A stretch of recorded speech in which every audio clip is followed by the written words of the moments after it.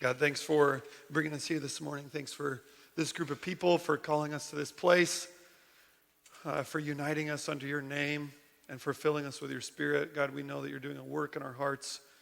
We just ask that you continue to do that this morning. Help us to see clearly your work. Help us to see how you're moving in our hearts and nurturing us along in our faith, and also in the chance to work for your kingdom. And we pray this in Jesus' name. Amen. Good morning. My voice is shaky. First service was on the edge of their seat, wondering what was going to happen. Had nothing to do with what I was saying. It has everything to do with my shaky voice, so we're going to try. Hopefully I'll make it. But good morning. Many times I am confronted with how much I need to grow in my relationship with Christ. It's happening, it seems like in my life more and more. And I thought it was going to happen less and less. You know, I'd get more closer to Christ. I just have things more and more figured out. But it turns out as I'm getting older, I'm just realizing more and more how much I need to grow and how much the Lord wants to do in my heart. And it's amazing. I can have a day where I just am struck with my weakness and struck with just how I am inadequate in terms of what God would want of me. Or I'll have a week where it's like, man, this week was just a hard week. I was reading in 1 Corinthians 15. A lot of times these moments happen when I'm reading Scripture. 1 Corinthians 15 says this in verse 58, "Therefore, my beloved brothers, be steadfast and immovable." And I read that, I was like, man, that's what I want. I want to be more steadfast and immovable. Isn't it amazing how much we can shift and how up and down we can be? It feels like we can just ride the wave of whatever life is or whatever's happening. It just feels like we can be shifting all the time, and we notice our hearts all over the place. And man, I just want to be steadfast and immovable. Paul keeps going. He says, "Always abounding in the work of the Lord, knowing that in the Lord your labor is not in vain." And I was amazed at how being steadfast and immovable, wanting to grow, and that is connected to abounding in the work of the Lord and enduring in it, knowing that as we work for the Lord, it's not in vain. And how oftentimes I can be discouraged in just my own walk with Christ, or in just trying to encourage other people. Man, it seems like God's work is not enduring like it should. Don't you wish you could be steadfast and immovable? Don't you wish you could grow more in your relationship with Christ? I hope that's your heart. And that's a lot of what the goal in this series is, just to talk about that desire. I think a key to growing and being steadfast and immovable, a key to growing and being faithful, is to meditate on the works of the Lord. Now, Psalm 102 through 107 is where we're going to be for the next couple of weeks. Just going to take a psalm a week. And this is a specific group of psalms that are tied together by the truth that Yahweh is reigning and by the fact that he is working. And each of the psalms mentions the word work several times, or at least once. In Psalm 102, you saw in verse 25, "The heavens are the work of your hands." In Psalm 103:6 says, "Yahweh works righteousness and justice for all who are oppressed." Psalm 104:13, just one of the many that talk about this idea of work. "From your lofty abode you water the mountains. The earth is satisfied with the fruit of your work." Psalm 105:5, "Remember the wondrous works that he has done, his miracles and the judgments he uttered." 106 verse 7, "Our fathers, when they were in Egypt, did not consider your wondrous works. They did not remember the abundance of your steadfast love, but rebelled by the sea at the Red Sea."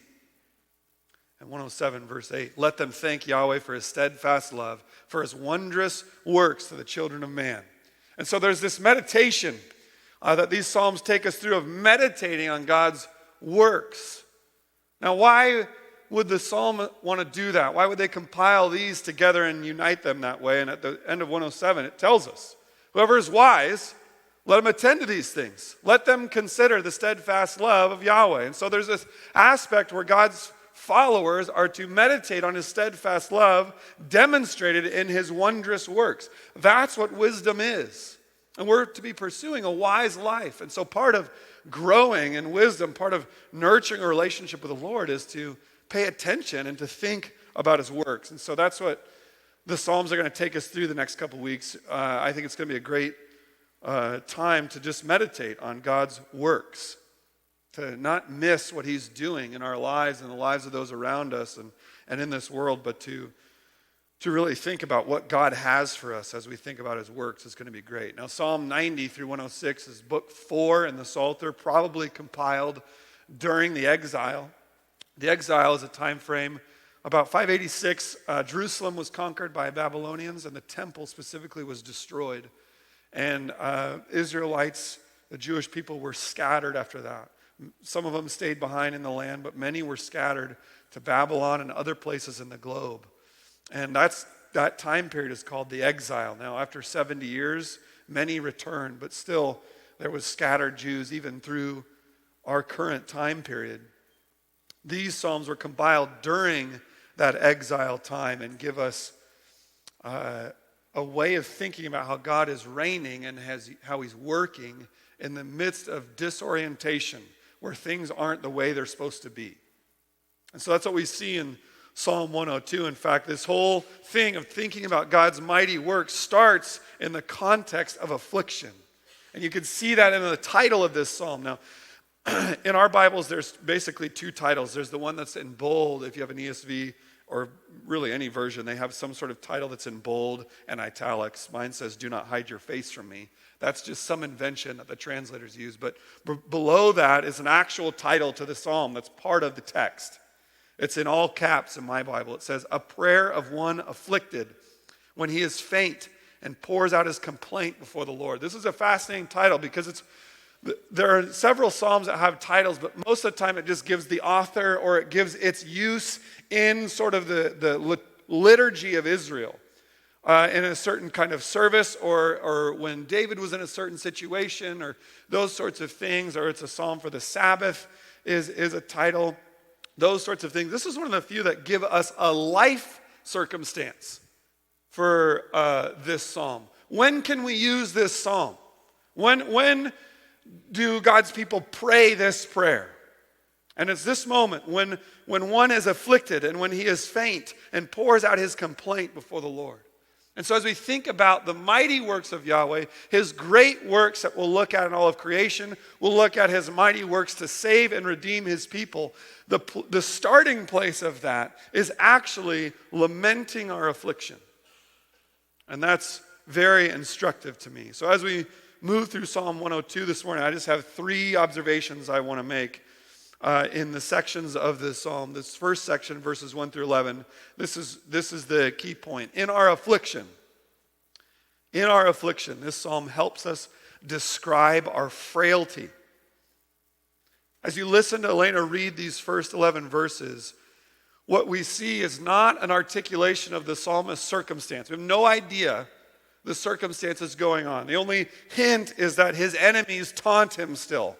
But there's clearly other things going on. The focus is on how he is physically doing and emotionally doing, and the impact of the affliction on his own soul. He says, "My days pass away like smoke," which means that they just feel short. I mean, how often do we feel our days are too short, right? It just seems like life is going so fast. Every time Sarah cuts my hair, she notices more and more gray right here. She goes to cut it and she's like, "Whoa, Kyle. My days are passing away. And before I know it, this is all going to be gray. Or what's left of my hair will be gray." I've noticed that I've started getting more sunburn up here. I didn't used to happen. But all of a sudden, man, my scalp is hurting after being in the sun. Sarah will go. She'll give me that look right there. That's because you're balding. Our days pass away like smoke, don't they? He's recognizing his own frailty. His heart is struck down like grass and is withered. Even his physical heart. We need our hearts to beat, and when our heart fails, our body fails. Because of my loud groaning, my bones cling to my flesh. Descriptions of just hunger and wasting away. He even says, "I forget to eat my bread." I mean, have you ever been into affliction so intense that you forget to eat? Maybe you're in the waiting room of a hospital because a loved one is there and you've been there for 6 hours. It doesn't even matter. You don't have even thought about eating because of just the intensity of the moment or the affliction. Or maybe you're just heartbroken over a situation, or you personally experiencing this situation, you forget to eat. This is intense stuff. He's like a desert owl in the wilderness, an owl of the ruins. The picture there is that he's like a lonely bird amidst these ancient ruins, is the idea. So not only is he experiencing physical affliction, but there's an emotional turmoil of loneliness in this affliction. All of this, again, eating ashes like bread, mingling tears with his drink. What great imagery of feeling affliction. And there are many of us in this room this morning that are experiencing affliction to various levels of intensity. And I just want to give these verses to you. Verses 1 through 11 are great articulations of that affliction and what it does to our souls and our bodies. And really what it is when we experience affliction, what God and what this psalm is bringing us to is to describe and recognize our frailty. I mean, this is a bad, desperate, and dark situation. Sometimes we need to break out of our East Mesa bubble and quit reading the Psalms through that kind of lens and just realize the expanse of what these are written for. This is an intense situation. This is for intense affliction. This is for the one with a terminal illness. This is for the teenage foster child who's been through homes and doesn't know what his identity is or her identity is. This is for the person who's in solitary confinement for whatever reason, or on death row. These are for those intense moments in life which exist here in this room this morning. Maybe not solitary confinement, but we have our affliction, don't we? We know some of what this psalm is talking about, or maybe there's a particular line as Elena read it that was like, oh man, that's it. Even verse 10, the psalmist is wrestling with God. It says, "For I eat ashes like bread and mingle tears with my drink because of your indignation and anger. For you have taken me up and thrown me down." Modern version of that is, "You've body slammed me, Lord." Which is interesting because he's not wrestling with God's power, so to speak. Is God able to do something? He's wrestling with God's goodness there. And the Bible, this psalm isn't affirming that that's actually what happened. That this afflicted person, or when we're afflicted, it's not saying, yes, what's happening there is God is picking you up and throwing you down. It's affirming the expression of that. Because we should get there. As we wrestle with our own frailty, and really as we go through an intense affliction, that's going to force us to question the goodness of God. It forces us really to question the goodness of any God, which we'll talk about in just a second. But what we need to understand is that you will feel these things to a certain extent as you move through life with the Lord.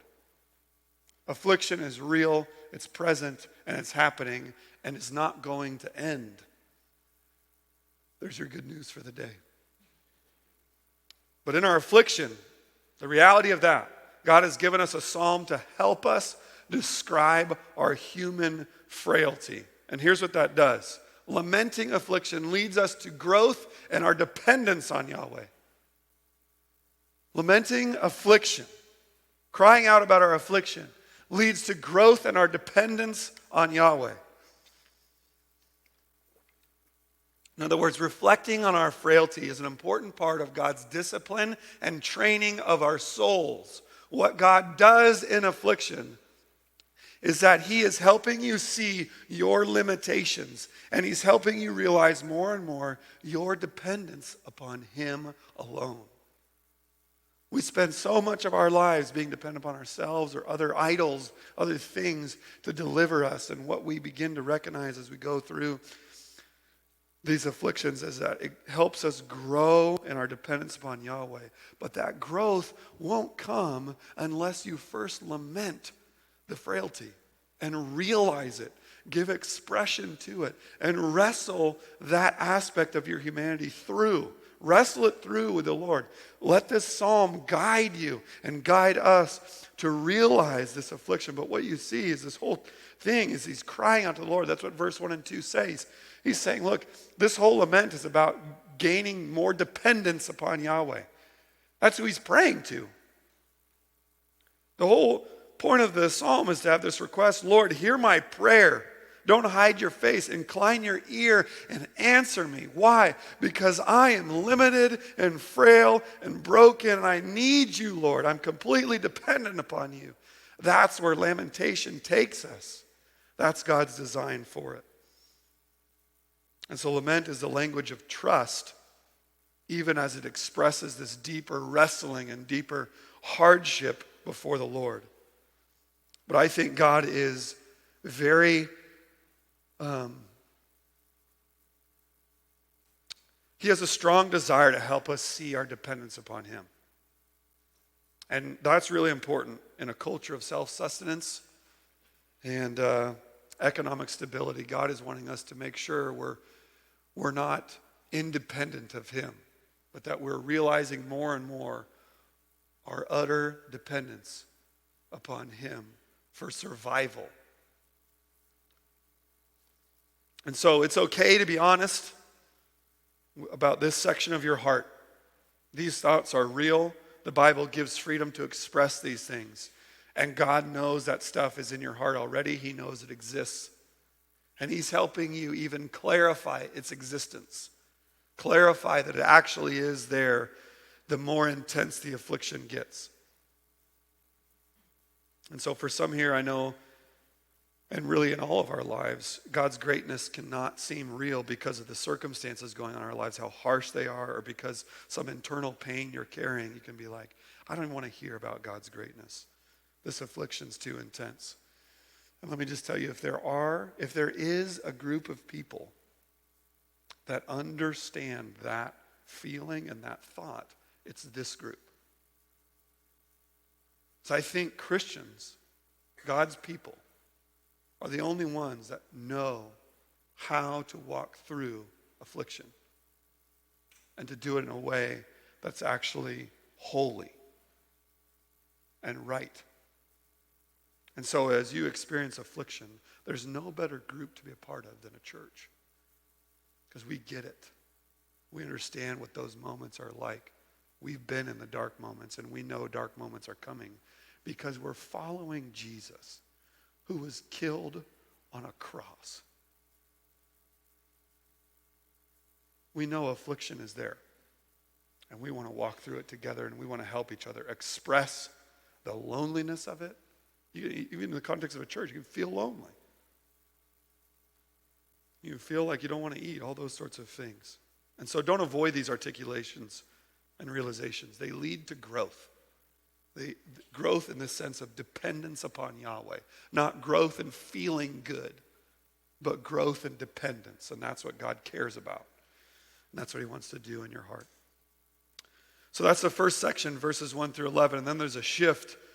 And there's two more sections in the psalm, verses 12 through 22. The next 11 verses are particularly giving enthronement to God and talking about his plan. And then the last few verses, the final section, is really a summary articulating the lament side of things and this amazing enthronement stuff.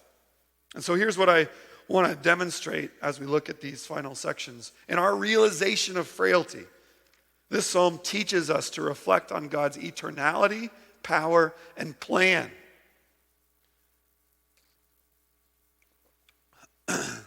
In our realization of frailty, this psalm teaches us to reflect on God's eternality, power, and plan.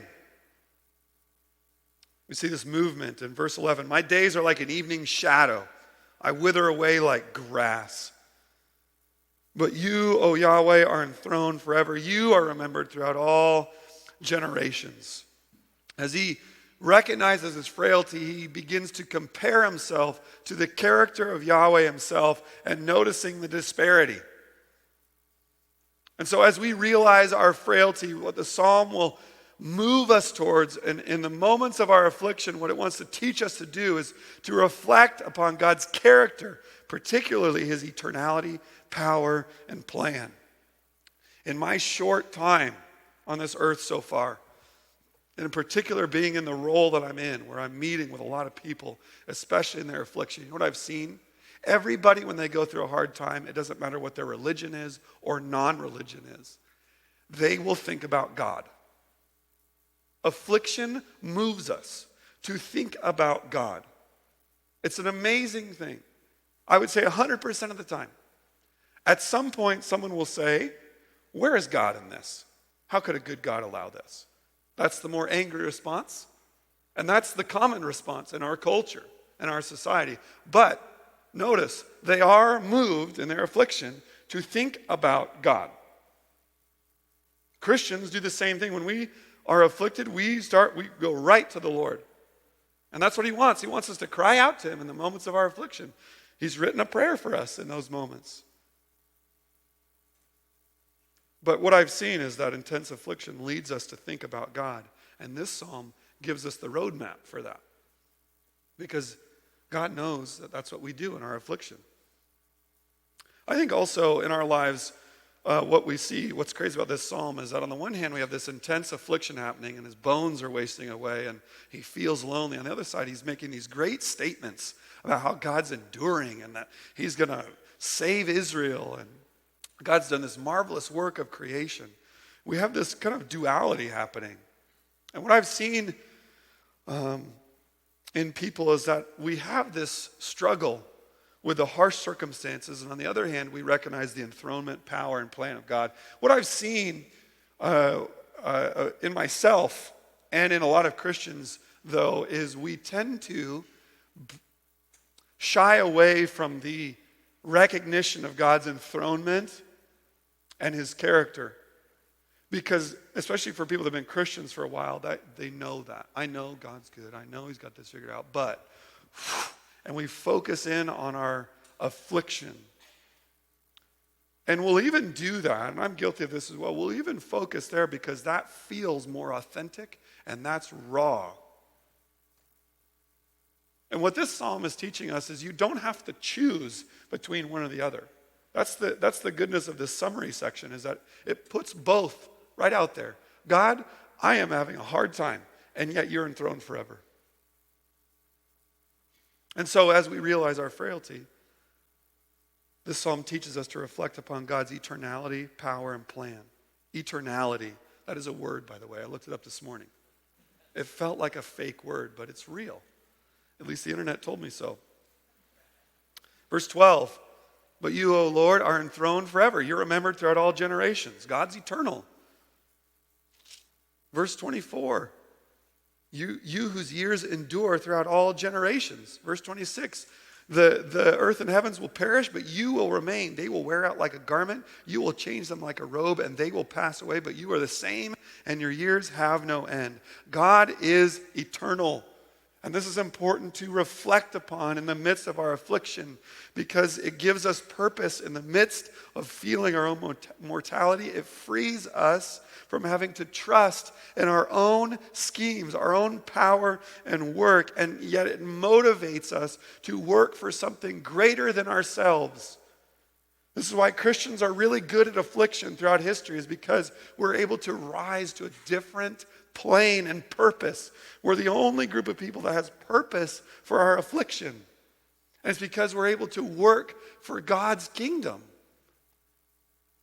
He's the only thing that lasts. All this other stuff that people are pursuing is going to fade away. God is eternal. And he lasts. I was reading some articles this morning. Usually on Sunday morning I catch up on a little bit of the news just to make sure I'm aware enough of what's going on in your world.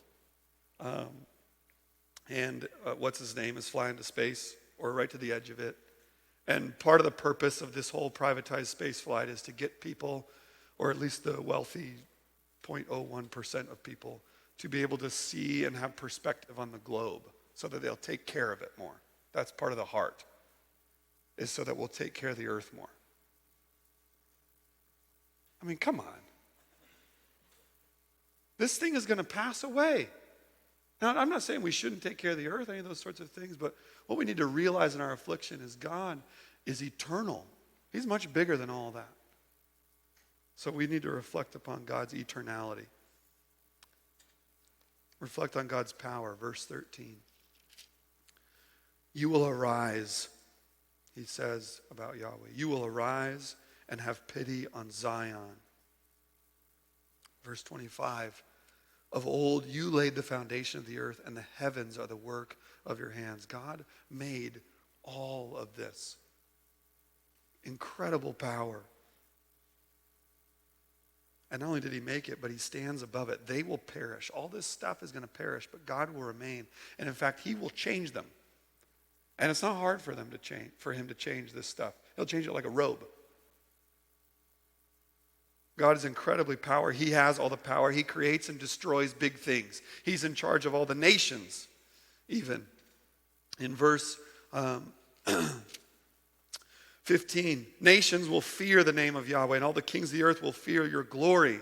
For the Lord builds up Zion, he appears in glory. In other words, as Israel is experiencing this oppression from other nations and defeat from enemies, what this psalmist is led to realize is God oversees all of this. He's in charge of all the nations. He has all the power. It's not like God has forgotten Israel or that he doesn't have power. He has all power, even over what nations are doing. The rise and fall, God has power over all that. So when we reflect on God being all-powerful, it frees us from trusting in human systems for deliverance and justice. We trust in God's power to save, and we know he has the power to save because he's already beginning that work in you and I. Amen? He has provided reconciliation between you and himself. In the midst of your stubborn, rebellious heart, my stubborn, rebellious heart, wandering away from God in deep darkness, he provided reconciliation for you and I to actually be at peace with him. He has the power to do that. And so we trust in God's power to save in the midst of our affliction. We trust in God's power to save. We also need to reflect upon God's plan. The psalmist is pretty particular in terms of the future. How many times when you lament are you articulating certain doctrinal points about the future? That's what this psalm wants to instruct you in. Hey, do that. That's part of why eschatology is important, the study of last things, and why we want to be certain of those things, of what we can know from Scripture, is because it's part of how we understand our affliction and make sense of it. So the psalmist is very particular. Verse 16 through 22 outline this plan that God is going to restore Zion. And nations are going to gather in Zion, which is Jerusalem, and worship the Lord. And the goal of the plan is very clear. Verse 21, that they may declare in Zion the name of the Lord, and in Jerusalem his praise, when peoples gather together and kingdoms to worship Yahweh. Never has this been more able to, you can see how this is going to get fulfilled now. We've got nations going to Jerusalem to worship Yahweh. That totally can happen now. And we can see how that's going to come to fulfillment in the future when Jesus returns and sets up his kingdom in Jerusalem, which is what we know from the rest of Scripture. Nations are going to come and worship. That's you and I. We're not Jewish, at least most of us in here, from what I know. And yet nations are going to come to Zion and offer their glory to the Lord, and that's the plan. God is going to bring about a restoration to his people so that they can praise and glorify him. And so as we reflect upon God's plan, we see that it involves Israel, which we are a part of. The church has been grafted in, Romans says. The interesting thing to me, not just that, not only does God have all the power to do what he wants to do, but he has a plan in place. The interesting thing to me is that when this psalmist reflects upon his affliction, it's very individualistic, very focused on himself. And yet as he thinks about the restoration, you would think the rest of the psalm would be about how he himself is restored, right? That's what we would want. But what we see here is that this guy's hope, and what the psalm is instructing us in, is to have hope in a communal restoration. Not just an individualistic thing, but that God's plan involves a massive work of a massive group of people. And that actually is where our hope is. And that makes much more sense than just you and I getting delivered from our little moments of affliction. That God has this massive plan in place that is much bigger than you or I could ever think or dream. And it has to do with the restoration of Israel. It has to do with the return of Jesus Christ to this earth and us reigning with him and declaring his praise. in the moments of our affliction, it's important to reflect. And what this psalm wants to do is help you reflect upon those things. That's not just speaking the Christianese. That's actually working your way through affliction. When we reflect upon God's power or on his plan, it frees us from personal empire building and personal empire chasing. It frees us from becoming comfort junkies because we're hopeful in God's eventual restoration of the entire group of people that are his. So God's going to bring about a restoration to his people. The psalm gives us great instruction. Laments don't have to be hopeless. What they actually do is direct us away from the false hopes that exist in our life and point us and clarify to us our actual one hope. Affliction strips us away of idols because they fail to deliver us from affliction and deliver us in the midst of them. And so we have to get back to the core character of Yahweh. Deep meditations and articulations of God's eternality, his power and plan move us towards peace in the midst of affliction. It moves us towards a sense of purpose. And so as we seek to know God's greatness, as we seek to grow in our understanding of who he is, grow in a relationship with him, our starting point is oftentimes affliction. Meditation in that affliction and working that moment through or that season through will lead us to the waters of God's greatness. Growth in our relationship with Yahweh comes as we lament our frailty and reflect upon God's character. That's what this psalm is instructing us in. We're going to spend the rest of our service responding and walking through the particular sections of this psalm as we pray for the afflicted in our lives and maybe just ourselves. We've got some great things to respond to this psalm. And let me pray and we'll enter a time of worship. God, thanks for your words here. Thanks for giving us a language in the midst of our affliction. God, you meet us in all seasons of life. You are present and you see us. Even though this is such a small little speck of dust in the entire universe, you see and know us, and you give us even language for our affliction. Thank you, Lord. Continue to instruct our hearts now and meet with us in a special way as we sing and as we pray. It's in your name. Amen.